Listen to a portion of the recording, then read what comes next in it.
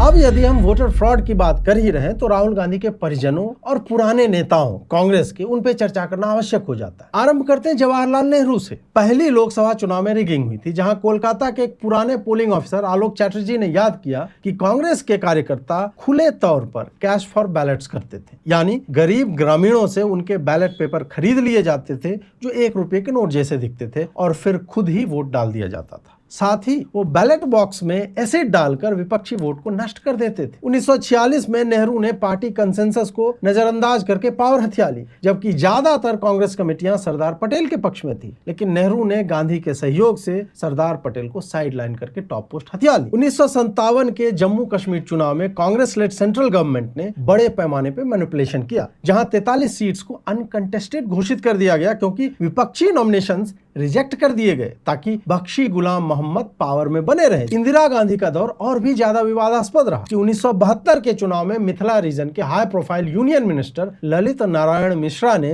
कामदेव सिंह को हायर किया ताकि बूथ्स पर कब्जा किया जाए। 1971 में इंदिरा की रायबरेली चुनाव को इलाहाबाद हाईकोर्ट में चैलेंज किया, उन्हें 6 वर्ष के लिए डिस्क्वालीफाई किया गया और इस निर्णय से बचने के लिए उन्होंने इमरजेंसी लगा दी। अप्रैल 1972 में इंदिरा और MOS होम अफेयर्स केसी पंत पर पश्चिम बंगाल और जम्मू कश्मीर में चुनाव रिगिंग के आरोप लगे। 1975 में कांग्रेस को बारपेटा पार्लियामेंट्री बाय इलेक्शन में रिगिंग के आरोपों से लज्जित होना पड़ा, जहां सोशलिस्ट MLC BC तालुकदार ने प्रेस को दिखाया कि कॉन्स्टिट्यूएंसी में विभिन्न जगहों से मिले बैलेट पेपर प्राइवेटली प्रिंटेड थे और पहले से प्रेसाइडिंग ऑफिसर्स द्वारा साइन किए गए थे, जिन्हें अवैध तरीके से बैलेट बॉक्स में डालकर कांग्रेस कैंडिडेट की जीत सुनिश्चित की गई थी। 1987 के जम्मू कश्मीर चुनाव में राजीव की गवर्नमेंट पर रिगिंग का आरोप लगता है। राजीव गांधी ने 1989 लोकसभा चुनाव से ठीक पहले 2 चुनाव कमिश्नर्स अपॉइंट किए ताकि तब के CEC RVS पेरी शास्त्री को कंट्रोल किया जाए। अमेठी सीट पर रिगिंग के आरोपों के उपरांत 97 बूथ्स में रीपोलिंग हुई। सोनिया गांधी की महानता ऐसी थी कि कथित तौर पर उन्हें भारतीय नागरिकता 1983 में मिली, परंतु उनका नाम 80 और 83 की शुरुआती वोटर रोल्स में आ जाता है। इन्हीं के सुपर PM काल की बात यदि करें तो उन्होंने 2005 में अपने लॉयलिस्ट नवीन चावला को इलेक्शन कमीशन में न केवल पुश किया बल्कि उन्हें चीफ इलेक्शन कमिश्नर बनवाया, जबकि उन पर पक्षपाती होने के गंभीर आरोप लगते रहे थे। CEC N गोपालास्वामी ने चावला पर आरोप लगाया